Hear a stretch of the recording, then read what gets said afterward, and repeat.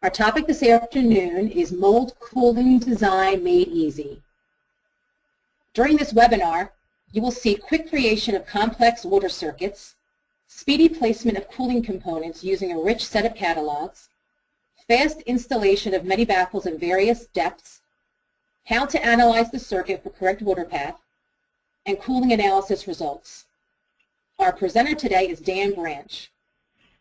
Dan is support manager for Cimatron. Dan has more than 17 years of tooling experience, and while working for Cimatron, he has been assisting mold makers identify and implement improved design and manufacturing processes, as well as providing customers with world-class technical support. As you listen to Dan's presentation, please feel free to ask questions by typing them in the questions pane on your computer. Dan will answer them at the end of the presentation. As a reminder, this webinar is being recorded, so you will be able to listen to it at a later time online. Thanks again for taking time today to be with us, and here's Dan. Thanks, Christina. Before we get started, I'm going to take a minute to share a few fast facts about Cimatron. With more than 30 years in the business, Cimatron is a world leader in CAD/CAM solutions for the mold, tool, and die industry. Cimatron is used daily in over 35 countries on more than 40,000 installations. And not long ago, a study done by the independent research company, the Aberdeen Group, concluded that Cimatron customers deliver tools even faster than those that they deemed best in class. Well, in injection molds, the importance of an efficient cooling system cannot be overemphasized. The water flowing through the mold is the primary means of removing the heat from the plastic part, and as the part cannot be ejected until it's cooled, this has a direct impact on the bottom line. In a diagram of cycle time, the overall time spent cooling the part makes up the largest portion. So it's not unusual to find that a 1 or 2 second reduction in cooling time can lead to a 10 or 20% increase in production. But just rapidly cooling the part isn't the same as efficiently cooling it. Controlled, repetitive cooling around the entire part is also really vital to controlling the dimensional stability and the mechanical properties of the plastic part time after time. Meaning, a properly cooled part won't be as likely to warp or be stressed or brittle. The best way then to ensure a successful and profitable run of plastic parts is to make sure the mold has a well-designed cooling system. To the mold designer, cooling is just one of the working systems in the mold. The shape of shutoff, the size and arrangement of cavities and slides, this is always the first concern. Then typically the gating of the part must be addressed next. Designing the cooling system generally comes near the end of the mold design process, out of necessity really. So in order to achieve the efficient cooling that we know we must have, it's often necessary to work around obstacles like inserts and lifters and other moving parts. The mold designer has to be creative when it comes to cooling, but he has to be fast and accurate as well, as there isn't any time to waste. What can really help is a CAD system that knows mold making with specific cooling functions that allow for design freedom and ease of use. So let's take a look at a few examples of injection molds and see what the particular needs for cooling them are. For that, I'm going to switch over to the latest version of CimatronE CAD/CAM system. So the first example mold design is one for a smaller part. This saw handle is representative of many plastic parts that are for consumer use. It's not too long or too deep, and it can be molded in a standard off-the-shelf mold base.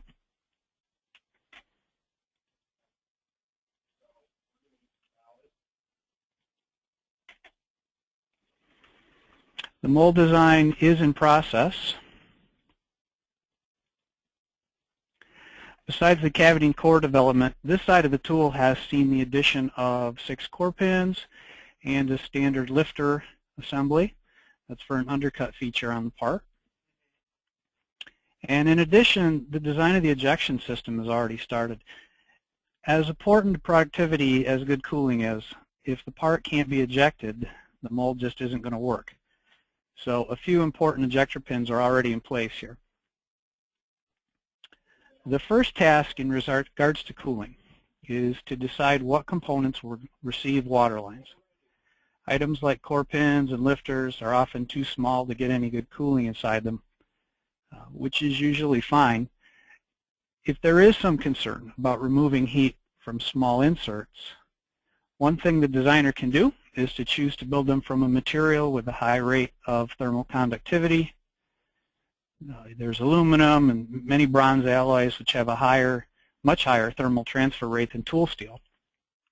And that can be very useful for pulling the heat out of the plastic and toward the cooling circuit.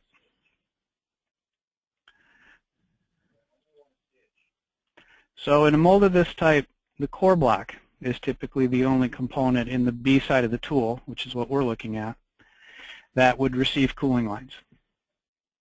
The surrounding plates do get hot, of course. Actually, the overall temperature of the entire mold should cycle up and down in conjunction with the molding cycle. But for tools with individual cavities like here, adding cooling into the plates isn't really a big contributor towards the goal, which is removing the heat from the plastic part.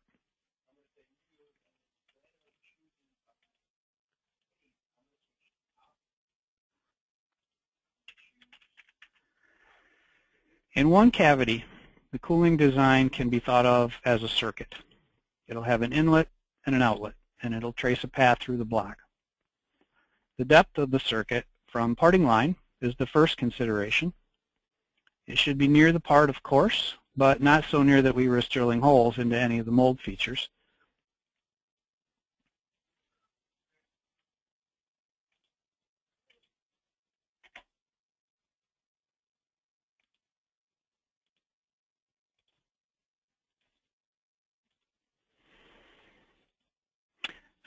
So when the mold designer is thinking about what kind of circuit will work best, he needs a tool that shares the same thought process. Cimatron allows me to just start tracing out ideas with the familiar sketch tools. Right now I'm thinking about what side of the mold the water should enter and exit from, but mostly about creating a thorough path that gets around the part well.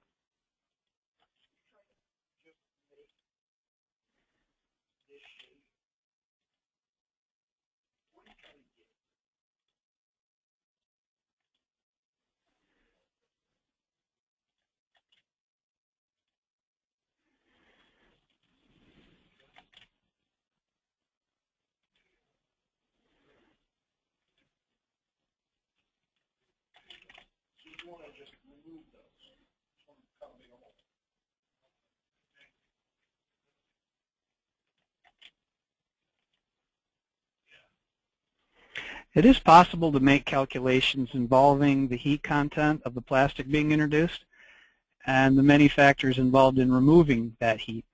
But most cooling circuits are designed using good rules of thumb and practical experience. So bending the circuit around contributes to turbulent water flow, which is a good thing for pulling the most heat from the steel. We only need to be careful not to make the circuit too long or too complex. It's generally agreed that the water should be kept moving and that the water exit temperature only be around 10 degrees hotter than what's coming in. And I'm going to add a few dimensions to some of these lines so that they're where we expect them to be.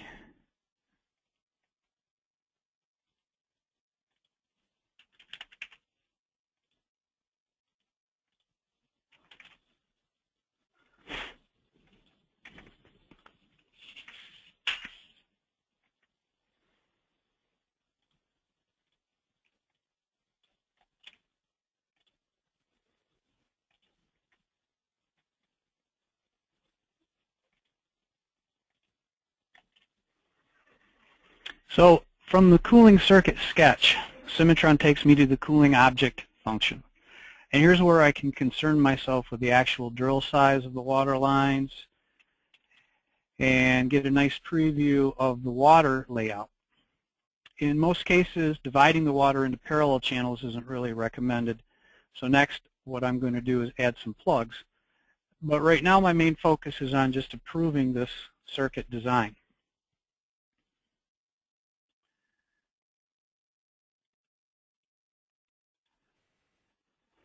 I can turn on a visual analysis. That will help. So what this will do is actually offset the water line diameter and give me a clear indication of where I might be in collision with a surrounding component or hole.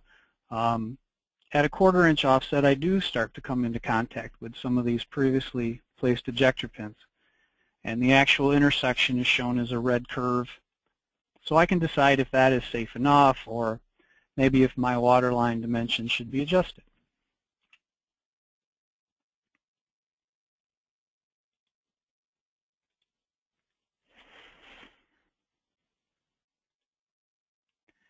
It's always good to have options so the design can be accurate to the actual block on the shop floor. Everything about this circuit can be controlled in this function, from the size of each channel to the type of the drilled end to the overlap distance. So I'm going to approve this water layout, and that's going to instantly translate into drilled holes in the block.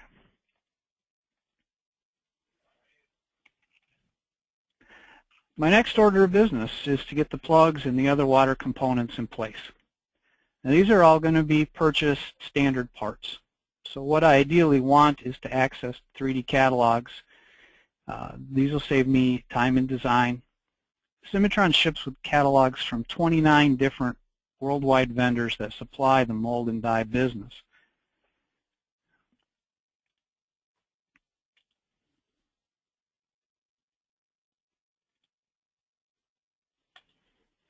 So access to those catalogs is just through a simple dialog. It lets me browse to a particular vendor. Then I can narrow my choice down by category. Now usually then I would be expected to pick the component size. But Cimatron has found a way to attach some intelligent rules to many of these catalog parts. So I'm not even really required to concern myself with the pipe plug size. The software understands that the lines are for water and that 1/4 inch NPT plug is appropriate for these drilled lines that I have. So they will fall into place on any line that I choose to pick.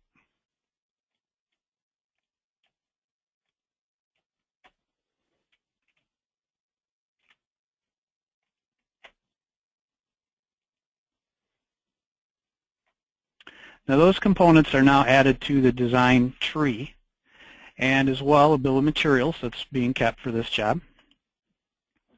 Another great time saver here is that when a catalog component gets added, it's also cutting in any pocket or thread that the component requires. Built-in holes like this really cut down on the repetitive tasks you have to do while designing.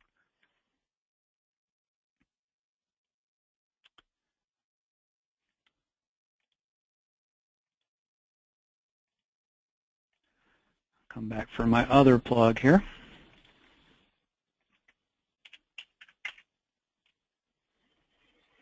This is going to be placed in using the same method as the first.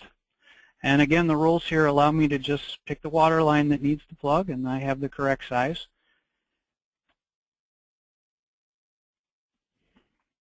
To finish this circuit, I should really add some quick connect extension plugs. These are the components that are going to reach through the surrounding plate and bring the water into and out of the core block.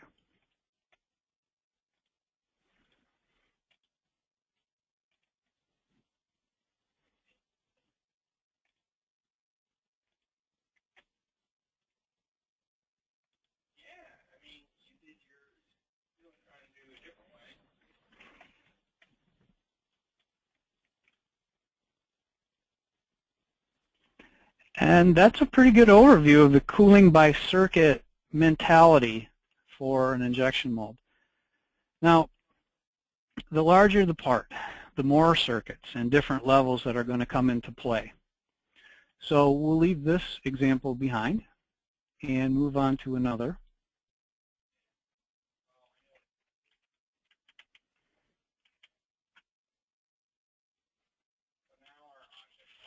When it comes to really large parts, or a typical automotive tool, where a left and right part are both required, a different type of strategy is often applied. Cimatron is a popular choice where mold design for automotive is being done because of its strength in complex surfacing and its ability to handle the tough jobs.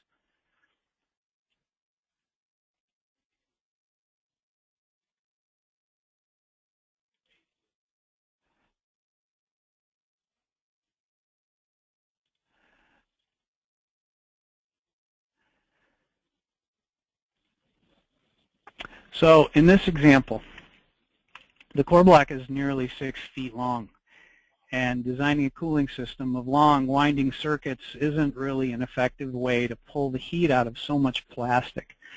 The distances are too great, and the cooling effectiveness of the water is going to decline.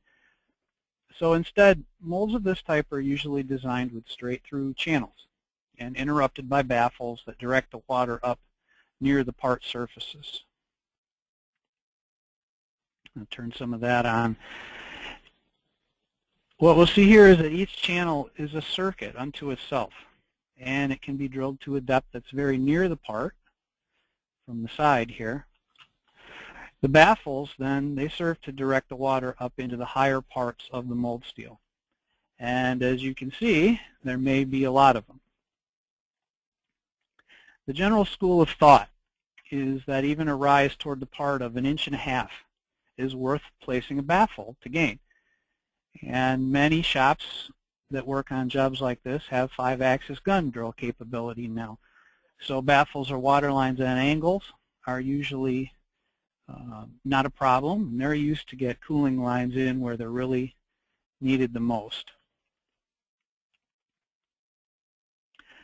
Because of all the channels exiting the sides of the tool, a lot of external piping is used on molds like this. And these are all connect to water manifold assemblies bolted to the sides of the tool. So in this way, a large quantity of fresh water can be supplied, and all the heated water can be collected out. Now I want to show a second example to really illustrate the difficulty that cooling system design can present. This is another big job with all the moving parts and replaceable inserts that are so common to large automotive tools.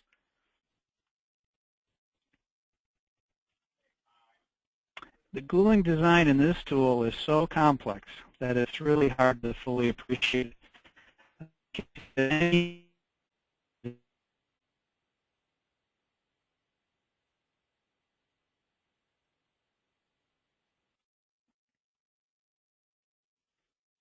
Some of those lines are for delivering water up into the larger inserts in the tool. These often have their own circuits. So this is a good example to look at. Designing a water system of this magnitude takes a good deal of thought and expertise. The mold designer can afford some time to plan this out if it means a quality plastic part will be the result. But he can never afford to lose time creating the holes, placing the components, and getting the plate to the shop floor. And that's where the CAD system comes in, by providing functions that understand the task, but also work with the natural thought process of the mold designer.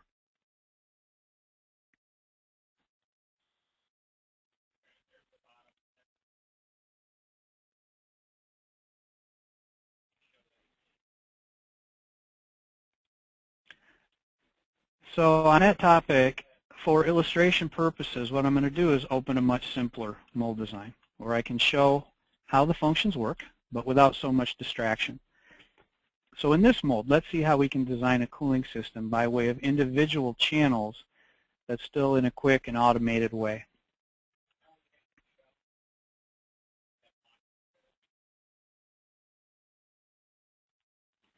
Rather than start with a sketch, this time I'm going to go right to my cooling component catalog.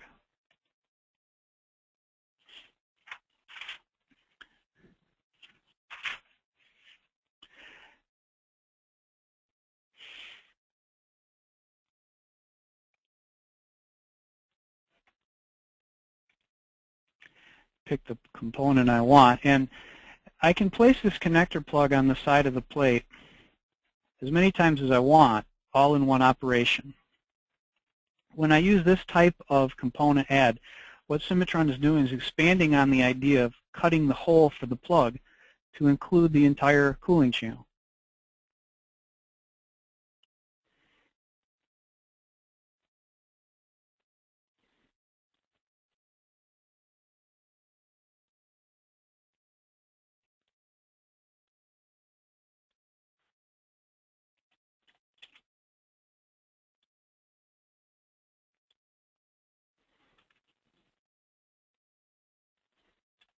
So let's look at what we have here.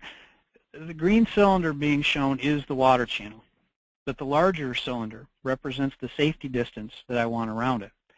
Now both of these values are editable on the fly, and they do remember your preferred value. So we'll change one of those just to see the preview change. But control over the channel depth is the real highlight here. Instead of a simple default, I can ask the system to automatically set the hole depth in a number of ways. So in this case, I'd first like to check and see if I have any potential collision problems. And I'll find out by setting the hole depth option to no interference. What that does is extends each channel until it encounters a violation of the safety envelope. And it's quickly apparent to me then that one of these lines is stopped well before the others.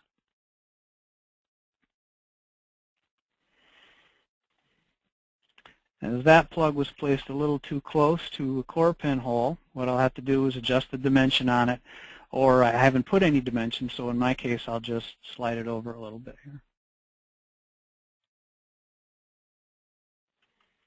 So right away that channel preview is already going to adapt to a new position. And I can see here that I'm assured I have my 1/4 inch safety distance around these water lines. That's nice to know. It's really the main thing I wanted to know. I'll just switch back to Delta for a simple entry in this case.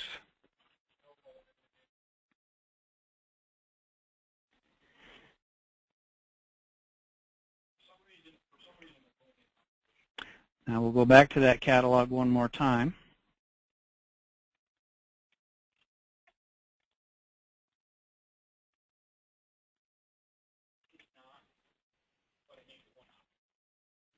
And in the same way, I can create some connecting channels just by using a pipe plug.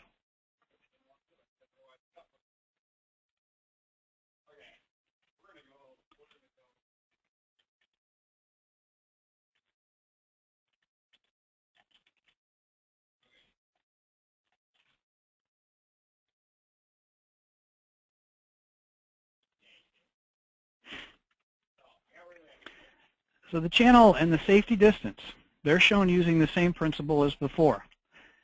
I naturally want automation wherever I can get it. So here Cimatron is able to control the hole depth based on something else. It's based on whatever cross channel I'd like to choose. So for every plug that I'm placing, and that can be who knows how many, the depth can be controlled independently.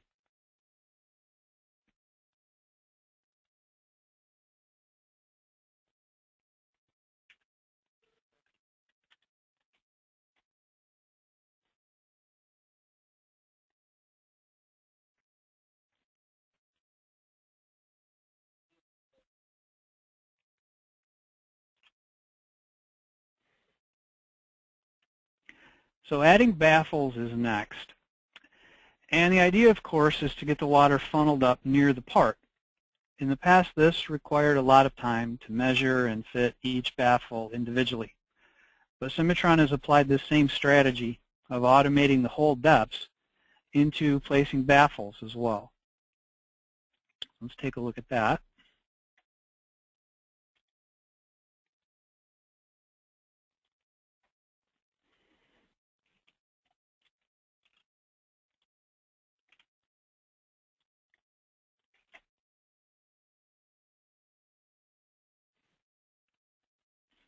I'll have to add a few references here that'll assure that the baffles are where I want them to be.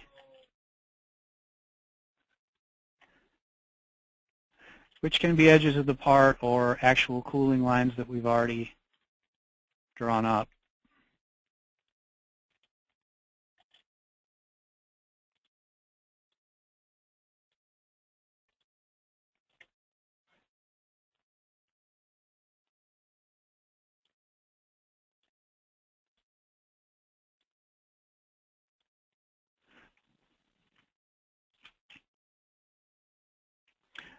So once those are all positioned, they just now take a look at them here. Now the baffle blade might need to be adjusted, which it does here, to sit across the water channel.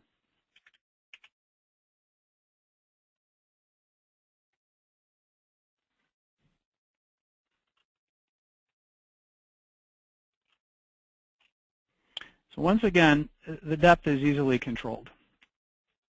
We have our offsets.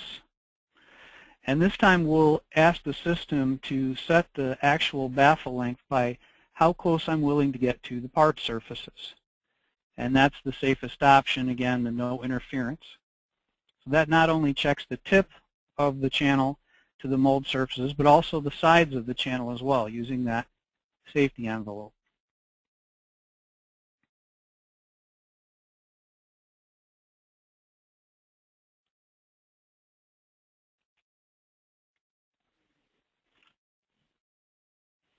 So that all looks good, and we'll apply those with cut.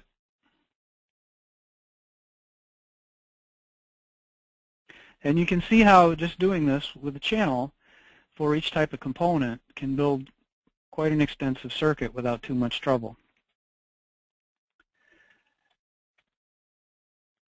Now, I mentioned previously that all the components being added to the design are being compiled on a bill of materials. So when you have jobs that contain potentially hundreds of baffles, any extra help for the shop is going to be much appreciated. So while we were at it, Cimatron added in a click here that will generate a chart for all the baffle lengths.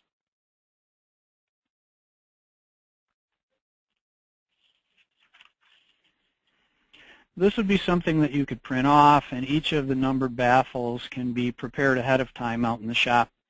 And I can see here also that the baffle function is doing a nice job of choosing the right standard part, because on any baffle that has a length over the 6-inch standard, it's calling out the longer size, so I can order the right part.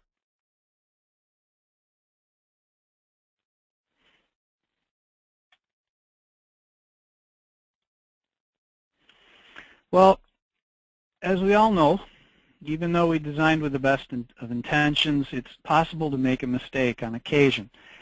So with that in mind, Cimatron has provided an analysis routine for checking the completeness of a water circuit. It's called Mark Cooling Circuit. And any given water design is going to be made up of numerous connectors and components. So the first thing the system wants to do is identify those. And that's just a press of a button. The function really relies heavily on display by color. So after it's identified the components, I can toggle this display and see the results a little better. So here, 3 types of parts have been found. We've got our baffles, we've got ins and outs, and we've got dead ends.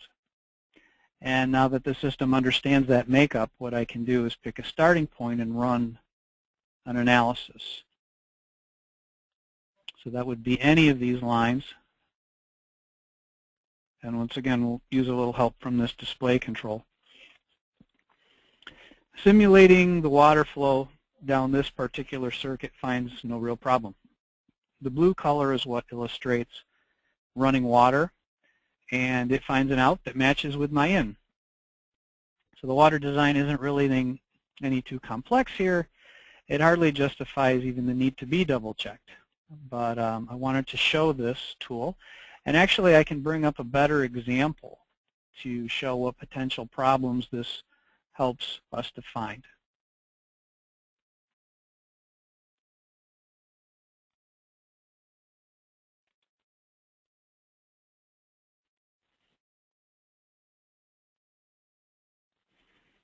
When we get back into the real world of difficult molds that are going to have complicated cooling, a verification function like that is actually a very welcome tool. This design isn't as big size-wise, but the massive cooling channels and baffles that are in these kinds of molds really make it difficult for anyone reviewing the job to see what is taking place and to find these individual circuits. So that's where we'll use our verification tool again. So if we were to pick just one example, like before, the system here, it first finds all the connector types involved. And in the analysis result, yellow is the color that's used to indicate a trouble spot. So here, the yellow channels are highlighting a path that has two possible routes to take. While something like this might be intentional, it's more likely that a line has been drilled too far, or that an extra plug was left over from some change. Either way, identifying this problem now allows the design to be corrected before the drilling gets done in the shop, and that's important.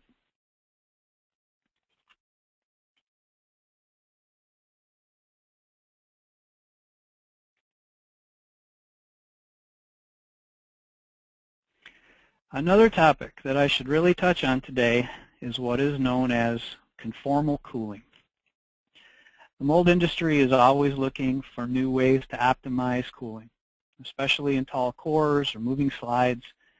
And traditionally, these are cases where baffles or bubblers up into the core are going to be used. Using those types of components is really just a compromise. It's based on ease of manufacture. In an ideal world, the cooling circuits would often mimic the part contours, and we wouldn't be limited to round channels. Any shape would be possible. Now, sometimes you can approximate a circuit like this by machining smaller inserts and laminating them together. But what has really made conformal cooling a topic of conversation lately are the new technologies for additive manufacturing. So what we generally now call 3D printing has been around for more than 20 years, and in that time the costs have come down and the tolerances have really gone up. Plus the spectrum of materials that can be used is greater. And a core in a mold like this can now be 3D printed and metal and function quite well in a harsh environment, that is plastic molding. So this may be a very good option. By their nature, conformal cooling channels are unique to every part. They're going to be designed based on the shape of it. But Cimatron does support this method of design, and we can run cooling analysis, like we just saw, on circuits like these as well.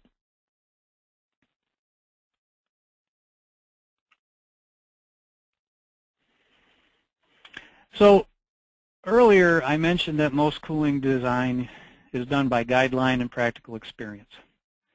It's not that formulas don't exist to estimate cooling needs. They do. But it's just that there are a huge number of factors and variables that come into play. So that's where modern molding analysis software can come in. It can do all of the complex calculations that are required to simulate thermal activity. And it can feed back sound advice based on plastic flow and temperatures. So to finish up our discussion on mold cooling, I'm going to show you the result of an analysis done using MoldX3D, which is a world-class flow simulation product and a partner of Cimatron.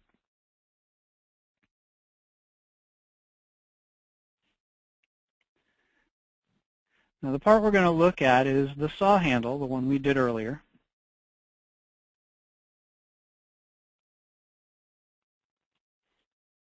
The runner design, the cooling design, the cavity size, these are all things that can be imported directly from the mold design in Cimatron and used in MoldX3D. Of course, before a simulation can be ran, some molding conditions have to be set. And this is a dialog that helps me do that. The material is a very important choice, and there's a huge material database here. And then obviously all the things about the machine timing, computation choices. It's all in this area. So I've already done the run, and we can look at these results. The tree here holds a lot of information about the run. For example, in the material area, it shows this melt temperature that my ABS is going to be injected at. It also shows mold temperature range. It shows the ejection temperature that's safe for the material, and what temperature even it starts to freeze up at. These are all things that will help me decide how the cooling circuit is doing.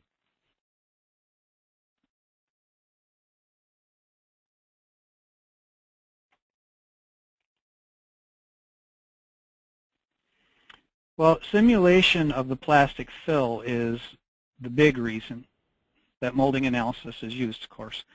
On this part with the one-tunnel gate, we can see the flow front progression happen over the fill time, which is the graph on the side there.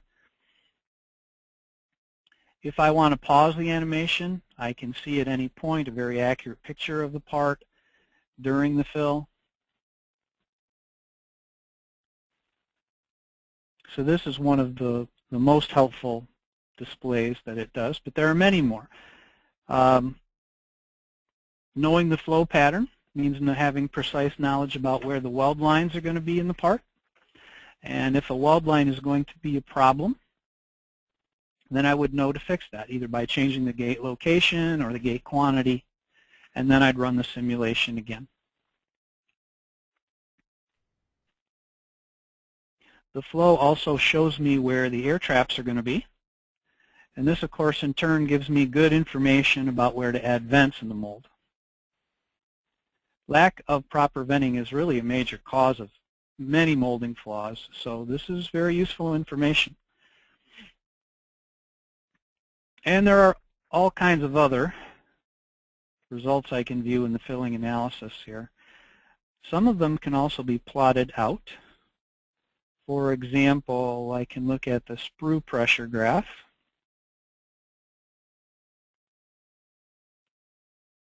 Let's take a look at that. And run it and see the pressure move while it corresponds to the filling on the screen.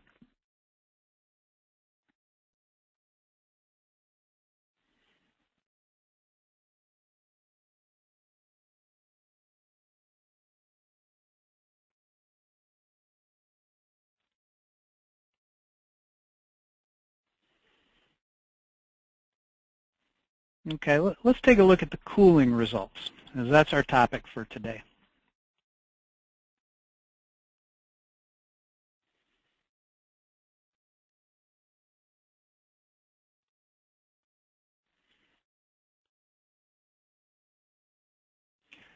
So with the given water layout that we designed, what we can see is that the part temperature, which is again is the graph on the side here, at the moment of ejection, the part temperature is generally fine. The bluer colors are under the 90 degrees that I would like to have to eject.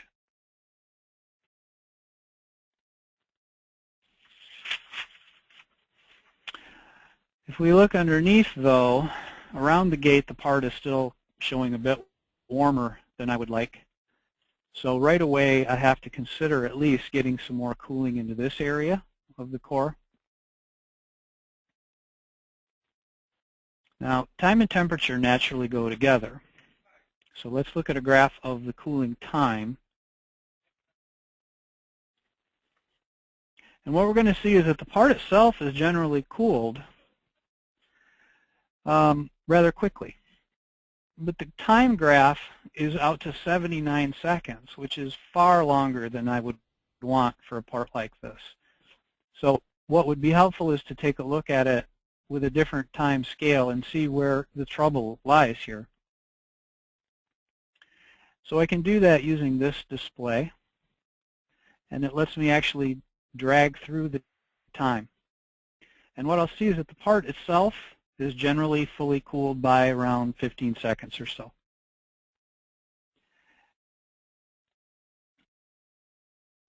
It's the runner that is retaining the heat too long. it won't be fully cooled until more than a minute after the part ejects in this case. That might be okay, assuming that it ejects out of the mold without sticking, but at least now we know.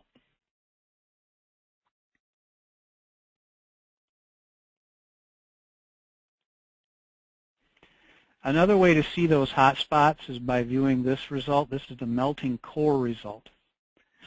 So again, this is at the time we hope to eject the part, and any plastic that I'm seeing in this display is still above the freeze temperature for this polymer.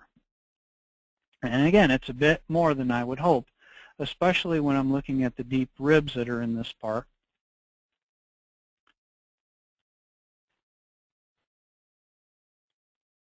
At the skin of the part, we can also see there may be trouble. Now this time the scale is not by temperature, but it's by percentage of the frozen part wall. And the red in these ribs is a genuine concern to me. Getting another cooling channel in this area now becomes quite important. That is, unless I want to rerun this whole process and use a slower cycle that adds in more cooling time. So I've gotten a lot of good information from the time it's taken to do this analysis. Other things. Another thing I can see is what's cooling efficiency. These are the percentages of cooling that each channel is giving.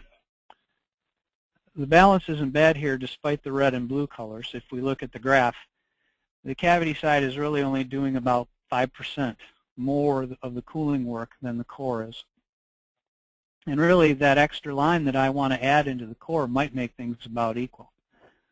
So the balance of cooling between the core and the cavity is here. And that's also something that the warp analysis in MoldX 3D will look at to help figure out possible warpage in the part. Now, while we're looking at cooling channels themselves, we can check other things like pressure drop as the water travels from in to out.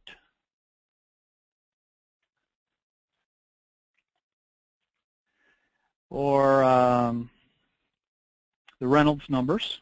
And these are a measure of the turbulence the water has while it flows through the circuit. So that's good to know. We discussed earlier that turbulent water is a good thing. And we can actually even look at the water temperature itself. So as the water comes in this simulation, it's at 60 degrees. And at the exit, it's being shown about 64 degrees, which isn't bad at all. In fact, it could be taking more heat out. So in the cooling simulation, I can adjust the water flow rate, maybe make it go a little slower. Or what I'd probably do is use this information and go back into Cimatron and adjust some more cooling channels into the design, see what else I can get. Well, at this point, I've really finished with all the topics I hope to cover today. The rewards of a well-done cooling system are great. It's really one of the most important aspects of injection mold design. But we all know there's a constant pressure to build molds faster, better than ever. So it's imperative to depend on smart CAD functionality. Rule-based design, automated channels, circuit analysis, all of these things help us do the job. And hopefully I've been able to show you some good examples of that today. But now I'd like to turn it back over to Christina for any questions that you might have.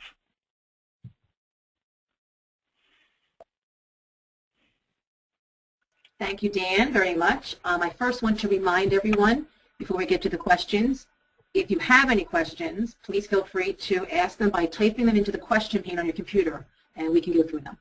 Let's see. We did get a bunch of questions. First one, Dan, would there be any problem with using both methods of water creation by channel and by circuit in the same job? No, there won't be. We looked at both examples of that and kind of divided it up into you know, a small mold and then a big mold, but they're both functionalities that are there in the product, and you can use whichever one works the best, or both. No problem. What if I use a catalog part that is different from what Cimatron provides?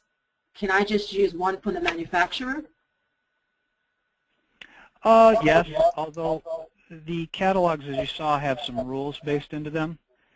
So in order for all that to work, that's something that you will have to do a little work on the part for and prep it for Cimatron. Like I mentioned, we do have a lot of catalogs, but some of our users do change them a little bit if they need something specific. So again, not a problem, and well-built catalog parts are the biggest help in getting some of this to work the way you want it to. Somebody else has, what other aspects of mold simulation can Moldex 3D do? Well, I'm much more a Cimatron expert than a Moldex 3D expert. However, there was a packing simulation that was run there that we didn't look at, and there was also, I mentioned the warping, which is another full set of analysis that it's doing for you, and you can look at all those results together, which really helps make the intelligent decisions that you need to make. So it does quite a bit.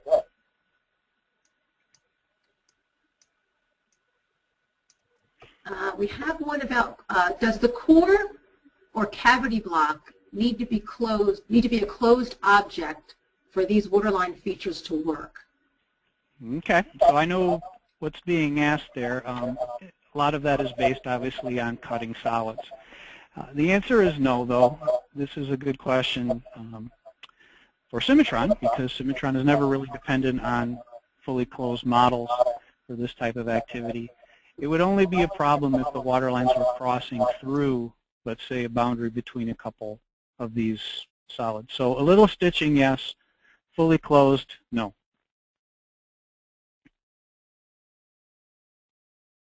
We have another one. Is there a way of calculating the 10 existing temperatures as a way of adjusting your water lines? You know, I think what's being asked there, I mentioned at one point about the water temperature and the rise in temperature that's generally allowed or thought to be useful. And by the way, that's just out of my textbooks here and from experience I've seen. The water is absorbing the heat into carrying it out. So it probably has an efficient limit. 10 degrees is just a number, but it's generally thought to be a good number.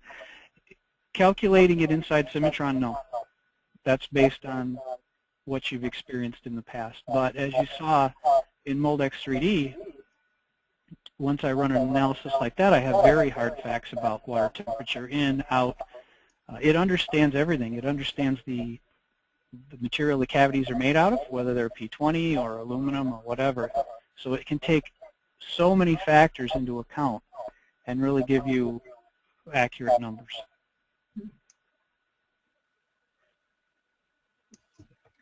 Someone is asking, can you explain the pressure spike in the filling graph? Well, there was two. The first one is in the gate, which is a very small opening, and so the pressure does spike there. The other one in the graph was at the very end of fill, and again, I'm not the best expert on the Moldex 3D product, but I'm pretty impressed with it. So I believe that is just something that happened at the last moment of fill. All right, we did get a bunch come in here. Let me see. Can Moldex 3D do full flow simulation for die casting? Well, yes and no. The material database is for plastic, and I believe that folks from Moldex 3D would tell you that that's what it's designed to do. Die casting, of course, is molding metal, and metal has some flow properties that are a little different than the way plastic would flow.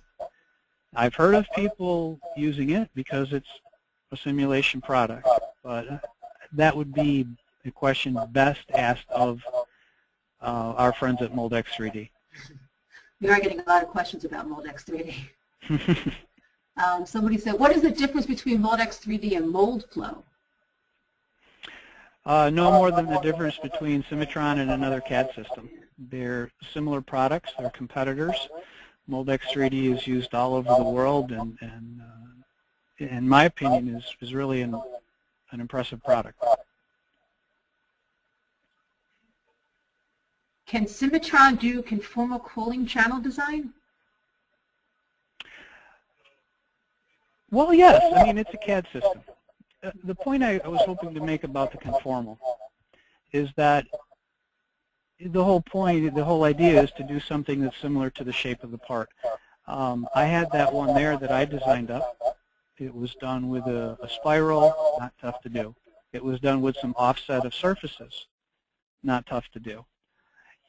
The other thing that people are going to use when it comes to conformal cooling is they're going to use STL models, because a lot of these parts are repairs that are being done, or maybe something that's been scanned. And of course the STL model is very useful because it goes right into your rapid prototyping machine, into your 3D printer. Cimatron is actually working and has developed some other nice tools for dealing with these types of models, because they're not solids.